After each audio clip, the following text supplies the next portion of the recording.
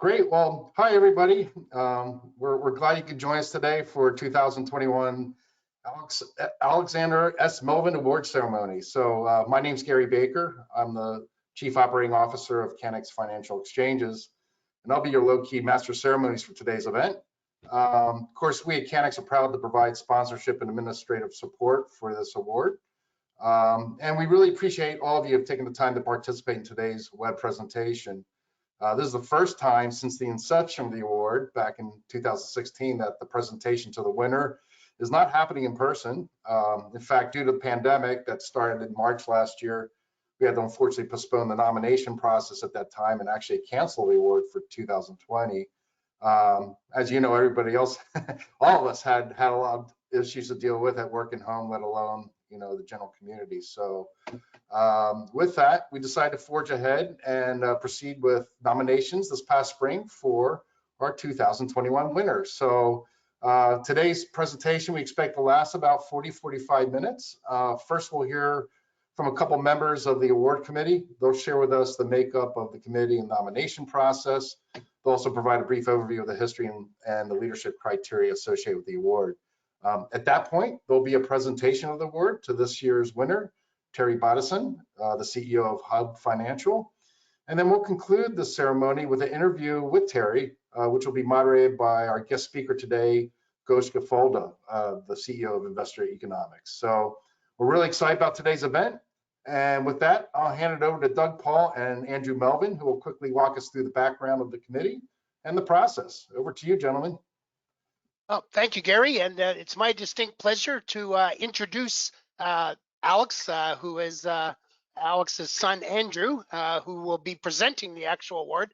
But before we do that, I was just going to go through a little bit about the selection committee and the nomination process quickly, and then turn it over to Andrew. I feel like the accountant on the Academy Award that comes up to present how the awards go that nobody listens to. So hopefully I can do a little bit better than that. So on the screen now, you'll see who is actually on this year's selection committee. And you'll see myself, Chris Cheeseman, who is at Manulife Bank, Michael Williams, who you know from Bridgeforce Financial and the current president of CALBA, and John Little, a significant deposit broker in Ontario, as well as Andrew. And the selection committee is made up of the past winners, and maybe if you can move the slide one for me, Gary. So when the award started, we had two winners in the first year. Chris Cheeseman, who we announced, he was at Bank of Montreal at the time, and Joe Powell, who many of you will know from Powell Insurance. And then the following year was Michael Williams. John Little followed that, and Tracy Mooney from Van City Credit Union followed that. The nice part of the selection committee is the process is as an originator, I've stayed on the committee, and Andrew's joined the committee as representing the family, which is really nice. The award is about Alex, and it's very nice that we have family representation in a continuing basis. And then the other members are made up of the successive winners that choose to stay on. And I'm happy to say that this year's award winner has agreed to join the selection committee, so we're looking forward to that. So before I turn you over to Andrew, just a little quick, the process. So we go through a nomination process. We ask for nominations from across both the deposit broker industry, the insurance industry, financial services as a whole, certainly with the first two as the primary audience that we reach out to. And we get a number of nominations as we did this year. And we go through a process then of reviewing the nominations. We interview every single person that makes a nomination to try and maybe get a little bit of extra information. And then we take that and collectively as a selection committee, we do a first pass to see if it's a unanimous feel of a winner. When it's not quite unanimous or there's people want to talk about it more, we go through a ranked voting process. But before we do that, we give everyone on the committee a chance to talk a little bit about the winners. So I can tell you this year's award recipient was actually a unanimous award. We didn't have to go through the longer process, and it was very obvious to the selection committee. And we had a very good roster of nominations too. So it really is a tribute to the winner that they were selected from such a great class of nominations. So that's the process. That's how we go about doing it. I hope that you'll all take the time in the following years to put forward nominations. That's what makes the award special and work. So with that, I'm going to turn the floor over to Andrew Melvin, who, as I mentioned before, is Alex's son. Thanks, Doug, for the introduction, and thank you everybody for joining us this afternoon to present what is now the 5th Alex Melvin Leadership Award. Time really does fly. My name's Andrew Melvin, and as Alex's son and fellow member of the selection committee, an honor to be on the selection committee for the first time this year. I'm here to present the award. I'll provide a bit of a preamble to the award and then introduce this year's winner. So since 2016, the Alex Melvin Leadership Award has recognized individuals in the Canadian financial services industry who, through their inspirational and ethical leadership, have changed the industry for the better. A person who is intrinsically genuine, optimistic, and empathetic towards others, confident, decisive, and accountable for the betterment of the industry, and inspiring and motivating cohesiveness among industry participants. The really great thing about this award is that it's an award created by individuals within the industry to commemorate my father and the impact he had on others. A winner is selected based on how their actions have influenced change and positively impacted the banking or insurance marketplace, as demonstrated through their dedication to the industry and encouragement of other professionals. And this year's winner, Terri Botosan, is a prime example of all of these. As CEO of Hub Financial, Terri has always been an excellent industry supporter. From chairing CALBA, sitting on committees and industry think tanks considering regulation and oversight into the industry, Terri has always used her position as CEO of a large insurance distributor to drive change in the industry and deliver a positive impact for all industry participants. Especially over the past 18 months, her leadership and guidance have led both Hub and the advisors who work with it to continue offering protection to Canadians in Canada in the new virtual environment we all find ourselves in. Terri is a true team player who promotes inclusion, diversity, and equal opportunity within the industry, a person who has a genuine interest in understanding and helping people, not just on a business level, but on a personal level as well. A CEO who treats people as partners, not employees, Terri always has lived up to her promises. And also for many people within the industry looking to get back on their feet, Terri is their first call, using both her influence and network generously. Terri is also involved in charities within her community, supporting local food banks, and a large supporter of Covenant House, as well as the Lighthouse program for grieving children and families. Now, this isn't where the similarities between my dad and Terri end. Terri has also given back to her community hockey program, where her son played ice hockey, acting as team manager, and that is certainly one of the more underappreciated roles in youth hockey. Now, this is just a taste of the glowing reviews for Terri's nomination, but I will end it with a direct quote from her nomination. And I quote, "Working with Terri has been an amazing lesson in the power of doing what is right," end quote. To be honest, it doesn't get much better than that. So clearly a very deserving recipient of the 2021 Alex Melvin Leadership Award. Congratulations again to Terri Botosan. Thank you so much, Andrew. I really appreciate it. I have my award here. Those are wonderful things that were said about me, and I really appreciate them. So thank you to everybody who nominated me. You know, I'm really honored to join the certainly prestigious list of leaders that have received this award before me. Unfortunately, I didn't know your dad. I didn't know Alex when he was alive, but I did some research, and you know, certainly everything I saw, a theme that ran throughout that was that he was described as a gentleman. You know, I saw one quote that said his goal was to improve things and increase the knowledge of people in the industry, and he never tried to gain glory behind that. So certainly from everything I've learned, his work in the industry was inspiring, and I'm just thrilled to be recognized in this way and to be recognized for emulating Alex's leadership style. So again, thank you. Thank you, Terri. And I think with that, we'll move on to what I think is a really exciting part of the program now, having a discussion with you along with our guest speaker today. And with that, I'd like to introduce Goshka Folda, who's the CEO of Investor Economics.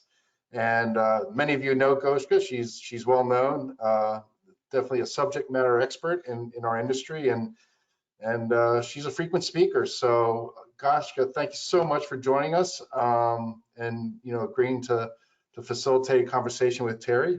We look forward to the discussion. So I'll just hand it over to you. Thank you very much, Gary. And I am honored to have been asked to interview Terri. And Terri, it's great to see you, even though I would prefer for us to be together. Yes. But alas, it is what it is, and we Yep. make do with what we have. Just linking back to the words that wonderful words that you said about Alex. Having had the great pleasure to know him, I'll just tell you one very quick anecdote of what a type of a person he was. Is when actually I remember when I arrived at one of my first CLJ Seg Fund conferences where I was supposed to speak. I was pretty petrified, and here comes this bear of a man who just enveloped me in this huge hug. And that was Alex. So Alex was just a wonderful, wonderful man. So congratulations to you, and indeed an incredibly well-deserved award. So now people want to hear more about how you got where you got and how you became the leader that you are. So I thought that perhaps we can start with your kind of early career. What was your original career path? How did you start in life insurance? It's not necessarily something that a lot of people kind of dream about when they're children. So I thought I'd find out from you how you got started. Yeah, well, I think that you typically hear a couple of reasons why people got into the life insurance industry, and one is either that their parents were in the industry, or the other is that it happened by accident. So I'm going to choose the latter of those two. And I took a job at a company called Financial Life that I intended to be a summer job on a path to further university education. And that was 1986, and apparently the summer hasn't ended. So it was just a wonderful little company to work for, and I met fabulous people. I loved the industry, and nothing wrong with a summer that never ends, I guess. No, that's wonderful. And Terri, do you recall some early experiences, or even throughout your career, what were some of the milestones that you think shaped you to be, truly an inspirational and then highly approachable leader?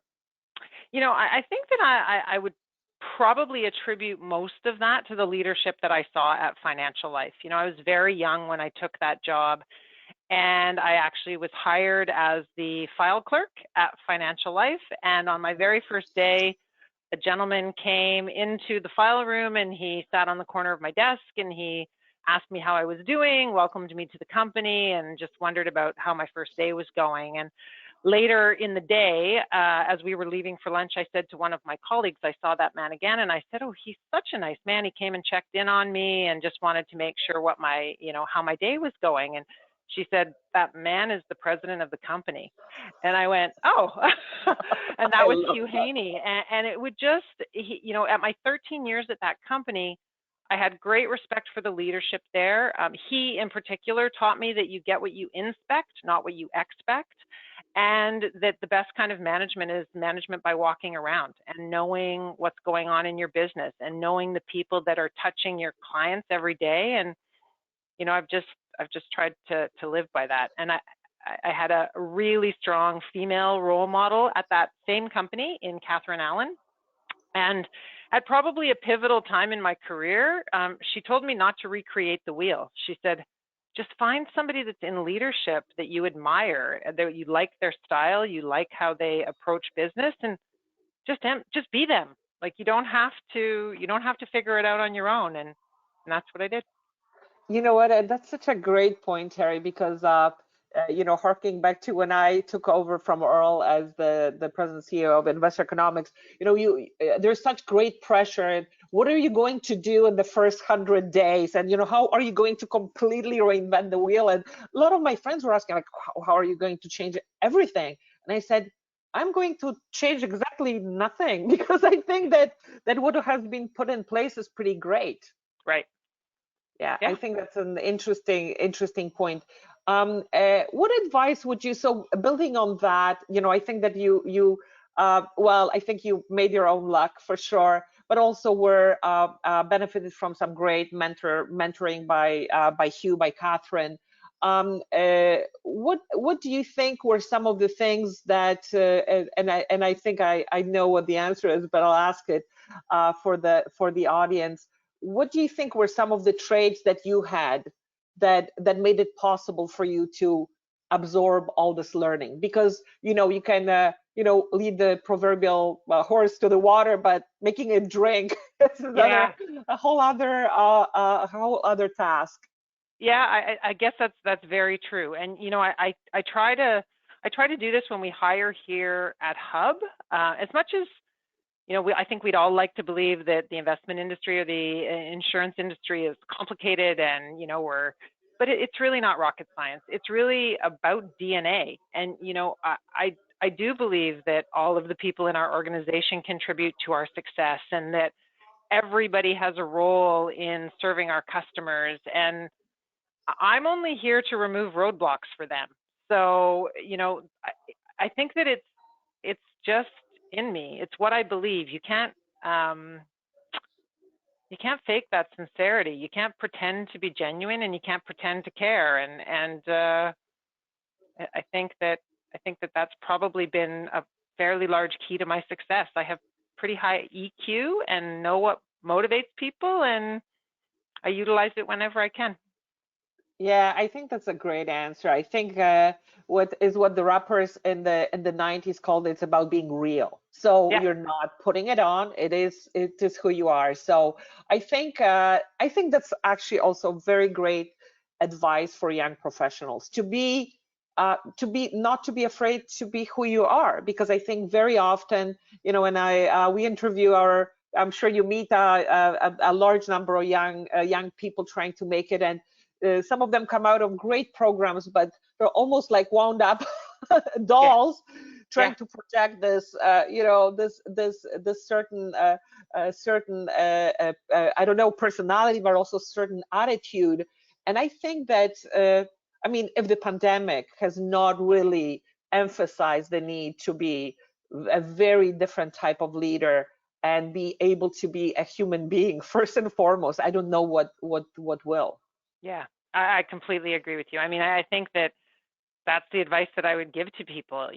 Be who you are. It's so important that we surround ourselves with a diverse group of people, and that benefits us. It benefits our business. And if you can be true to yourself and be self-aware and know what you're good at and maybe what you're not good at, and surround yourself with people that fill those voids, I think it's a recipe for success. Yeah, but it does go to fortitude of character, because to surround yourself with people who are better than you at certain things, because there is always somebody better at something, even though you're pretty amazing, Terri, but there's always somebody out there. I think that's actually, that's a bit of that's also, and I think maybe female leaders are a little bit better at it. I should be very cautious. There's some amazing male leaders. Of course. Might be a character trait. So I originally met you when you were already installed as the as the leader of Canada's one of the most potent, or if not the largest, life insurance brokerage house, Hub. What I would say, kind of an empire of life insurance distribution. And clearly, but you were there also presiding over the creation of that. So I think that that's when I was really curious to find out, how were you able to acquire so many distributor shops, many of them led by incredibly powerful personal leaders on their own, in their own right. And how were you able to create and convince them that this is a place where they should stay and be part of the team? I would imagine that it's not as easy. It sounds like a great idea, but the execution of that had to be a little bit tricky.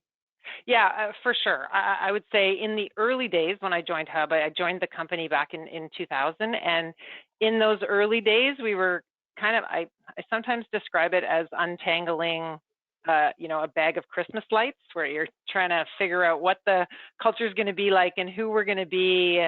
And so we didn't do a lot of acquisitions in those early days because I didn't really know what we were bringing people into. Like there wasn't, in terms of acquiring companies, I couldn't describe who we were and what we stood for. So it was hard to say, come join us, you might like it. So once we established that and a culture that I'm incredibly proud of, honestly, from there, it was easy. You look for like-minded individuals. When you're acquiring companies, we look for companies that are run with the same values, that have the same culture, that have that same, I'm going to call, in a lot of cases, servant leadership, where they know that they're doing what they do because they're proud of the part that they play in the Canadian life insurance marketplace and bringing that product to Canadians. And then I think that something that's kept people with us is that when we're talking about an acquisition, I'm incredibly honest and transparent about the post-close world. You know, there are things that I know personally I can't compromise on. So I think that it's important that somebody's that's selling their business, like that's a highly emotional time in their lives. And you know, some of them don't make great employees. I have to be honest. So you have to be. You have to be really upfront and help them understand the things that you can't compromise on and what it's like joining the organization and making sure that you have aligned values. And quite honestly, from a North American perspective, like Hub is a great organization to work for, incredibly entrepreneurial with a great equity story. So once they're here and they get what they expected, I think it's pretty easy to keep people in the family. Yeah, that's so interesting, that cultural fit. And I think that we see it on the most massive scale, Terri, don't we? Where we see some very large organizations buying each other and things not really ending up in such a great, you know, at a great place. Yeah, absolutely. Yeah. You didn't say something that one of my industry deep throats told me, that you strongly also believe in enablement of employees and partners. Can you talk a little bit about that? Yeah, I mean, you talked about it a little bit earlier about it being difficult to maybe surround yourself with people that are better at things than you are. That's actually my entire goal, is to surround myself with people that are better at things than I am. Because if they're better at it than I am, then they'll do it, and then I don't have to do it. So I hear you. You know, enabling the team and I would say from my executive team is phenomenal. We're not all exactly the same, but we certainly love spending time together, and we're not afraid to challenge each other. And it's, you know, I think that it's been so important to help them whenever I can, as I said earlier, remove roadblocks to just enable them to do their jobs and to serve the advisors that we do business with. Yeah, you know what, and you kind of preempted my question about your management team, because I also I know you guys were just doing an offsite, and it was kind of cool when we were talking, and I saw just how happy and excited you were, like, oh, we're gonna get together, you know. I haven't seen them sometime in a long time, or we're gonna be together, it's so exciting. And you know, when the original plan fell through, you were like, I'm determined, this is gonna happen, we're gonna do something. I know, no, for sure. We pivoted from a meeting in Calgary, and then it was happening on Monday of last week. And the Thursday prior, we decided we're not going to Calgary, we're going to Niagara. And we found a place and reorganized the meeting. And we just knew that we needed to be together for planning. I mean, that team is entirely my reason for corporate success. I mean, my family is obviously an incredible part of my reason for success and let me do what I do. But, you know, it's just with that team, complete trust and transparency. Yes, and you know what, and thank you for doing the shout out to families, because if I had to trace a single reason for, you know, my relative success, not of your scale, in business, I would say that it probably can be directly delineated all the way to my mother, who, when I was, this is the lore of Folda family. when I was 1.5 years old, she said, "You're my investment. You're supposed to do well, and you're going to be doing well for yourself. You can do it all. You can win Nobel Prizes." Alas, I'm a bit of a disappointment on that front, but we shall overcome. There's still time, I'm told by my mother.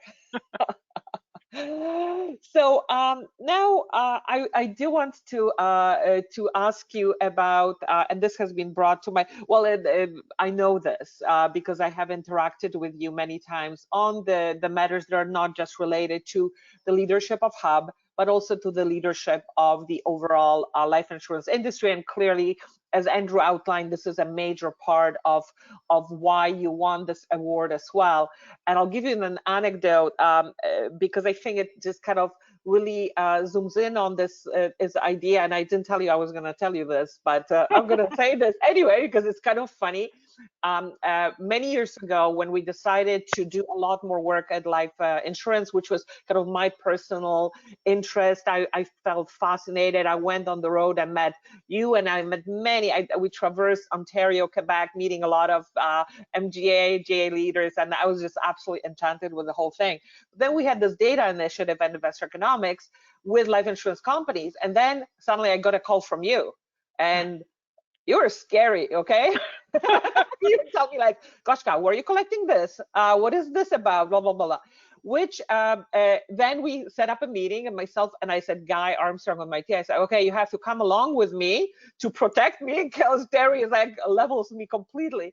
And it was so interesting because once we came in and met you at your office, and you were very calm and you were very kind, and we explained what we're trying to do, and actually that we believe that it was good for the distributors, for the life insurance industry, and for the partnership between both.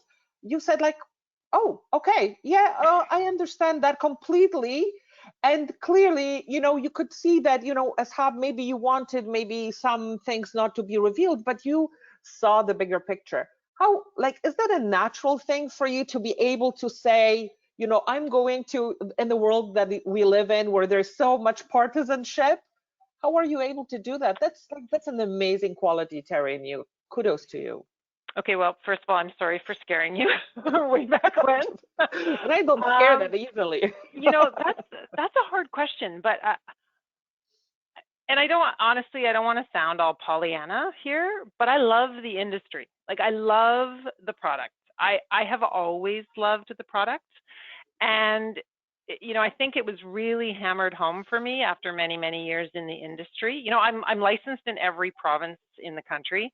Wow. But I'm not the person, because I'm the nominee on the Hub Financial license, but I'm not the person that you want selling insurance to Canadians. I mean, I leave that to the brokers and the expertise that they have. So I've never really been in that sales position. And, you know, as I said earlier, I've always loved the product. But 9 years ago, my husband and I lost a very good friend well, my husband's best friend at the age of 42, 16 months after diagnosis. And as it became clear that he was going to pass away, I'm going to say devastated that I had never had that conversation with his family or with my other friends about whether they had life insurance protection. And, you know, thank goodness they did, because I don't know how that story turns out if they didn't. And it just really hammered home for me how incredible it is, the things that we do. So does it come naturally? I mean, I guess my love for it comes naturally. I firmly believe that the independent advice-based channel is the best way for Canadians to obtain their insurance, and that's what drives me in the industry.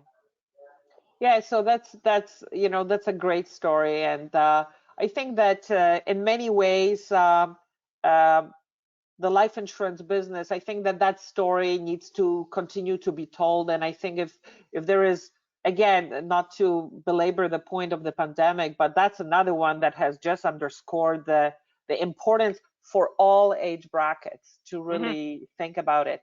And I'll tell you something that you will love. When I started in Canada, I was 92, I was 21 years old. I'll tell you something, we had an insurance agent who was a friend of ours, came to the office, and I bought my first life insurance policy. By now I have probably 9, and I don't even have children. So just because I love her. And it was amazing. She's been, constant in my life. And when she was retiring a couple of years ago, even last year, I was trying to do something for my mom, and I just called her and I said, "You have to come out of retirement." Yeah, It's a great, great industry. it is. So I think that this is probably a good segue, kind of your leadership of what's going on, kind of the industry and wearing that industry hat.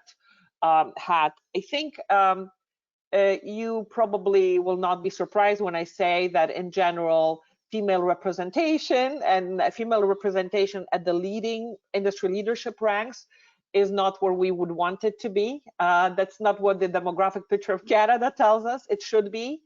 I wonder if you have some thoughts, again, clearly you benefiting from early mentors like Hugh and Catherine, and again developing some great partners, and of course we know some amazing names, Mary Jane, lots of amazing female leaders in life insurance business and in the financial services industry at large. But what can we do to increase, if you will, the intake? Like how do you think we could attract young female professionals into the business? I think the industry's come a long way. Certainly in my however many more years than I'd care to count. In fact, when I was offered this job at Hub, I had somebody that I really trusted tell me not to take the job. They said, at a leadership level, it's an old boys club. Like, you're never going to succeed in that job, and it'll just be, an uphill battle. And, in a way, I think in my early days, I didn't really think about that. It wasn't important to me. I didn't focus on whether I was breaking barriers or breaking through the glass ceiling. And quite honestly, only maybe 3 or 4 years ago, I was in a situation where I had dinner with a couple of peers in the industry to me and an insurance executive.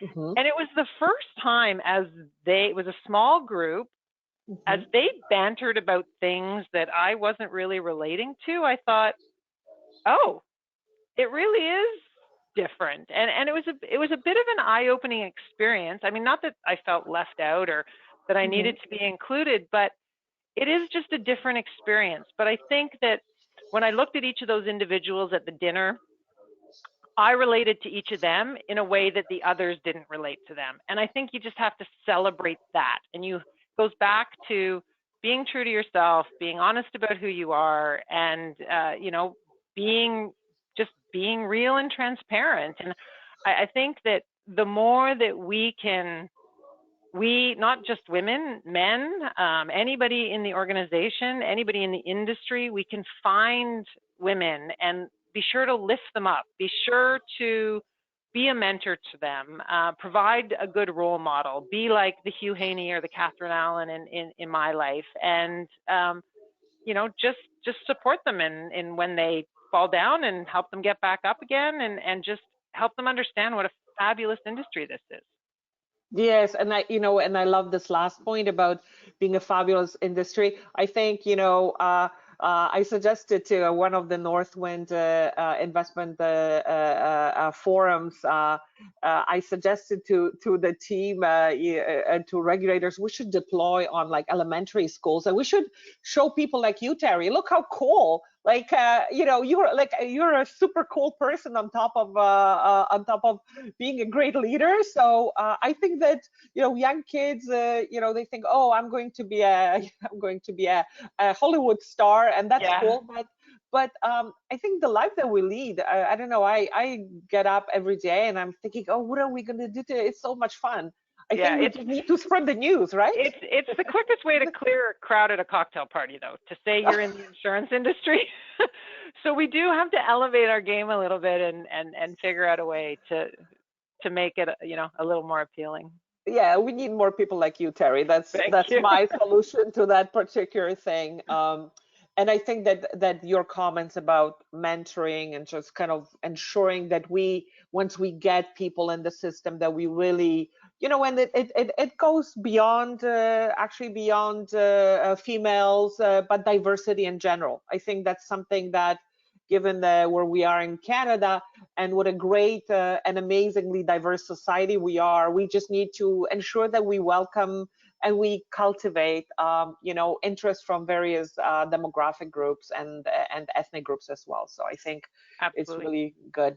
So, before I let you go, I do want to ask you one last question, because I clearly am a person that is perfect testament of not being able to do it all. I do spend way too much time at work. Or hanging out with my mom, who's my best friend. And of course, pandemic has really curtailed any other social engagement. Yeah. But you're a mom with 3 kids, and playing hockey and doing everything, and you're very active, and you're I hear kind of an entertainer. You like to entertain, and how do you do it all? Terri, is my question. How are you able to, not lean into one thing, but lean into everything? Yeah. Well, I mean, I think that how I've done it has certainly evolved over the years. It's been different things at different times. Mm-hmm. And I've given myself permission to fail. You really, as a female, when you have at least your first child, you really battle about whether you're being a good mom and a good employee, and what's falling down and what's falling through the cracks. And, I think you just have to cut yourself some slack sometimes and give yourself permission to fail. And I mean, I layer on top of that the fact that I have an amazing husband who supports me when I fail, and has taught me a ton and is just always there for me. And I seem to have a really strong ability to know what's important to me and not compromise on that. And balance is incredibly important to me. I can see what's important. I don't really get easily overwhelmed, but when I do, as I said, I have pretty good strategies and pretty good people around me to support me and put things in perspective. So I just always want to be the best me that I can be. It might not be perfect, it might not be excellent, but I know for me that means good sleep and good exercise routine, and that gives me the energy to be the person that I have to be at work and at home. And I have to admit, my kids are 23, 20, and 15, so that makes things way easier. I give all the credit in the world to people who have gone through this pandemic with jobs and small children and all sorts of other demands on their time. But yeah, it's just knowing what's really important to me and being surrounded by great people that support me. Yes, Terri, thank you. Well, you have, I think it's thanks to your strength of character to be able to be good to yourself, which then permits you to be good to so many other people, to the industry, to your employees, to your management team, to your business partners, to the very, very many friends, professional and otherwise, to your family, to your social engagements. And it's a real pleasure. I think Andrew said it right, that doing what is right is your secret sauce, and I'm going to settle on that. It was just a very great honor to be part of that conversation with you, and I look forward to many more years of working together with you, and I promise not to scare that easily. I've become a little bit stronger with the years. Thank you so much. I really appreciate it. It was great to see you. Thank you very much. Gary, I'll pass the baton back to you. Great, thanks, Goshka. And we really appreciate you joining us today and learn a little bit more about Terri. And congratulations again to you, Terri. We all agree that you're a very deserving recipient of the Leadership Award. And thank you. Certainly I and all of us look forward to working with you on the award committee going into next year. So, and thank you all of you who dialed in today and participated in this year's ceremony. We hope you enjoyed the presentation this year. Just a little bit of a preview for next year. Stay tuned for some announcements early next year regarding the start of the nomination process for the 2022 award. Of course, you can always check the Alex Melvin Award webpage on the CanX website for more information. about the award itself. So thank you everyone, and please stay safe out there, and we'll look forward to seeing you next year. Thank you, Gary. Thank you, Terri. We really Thank appreciate it. you, Gary and Terri.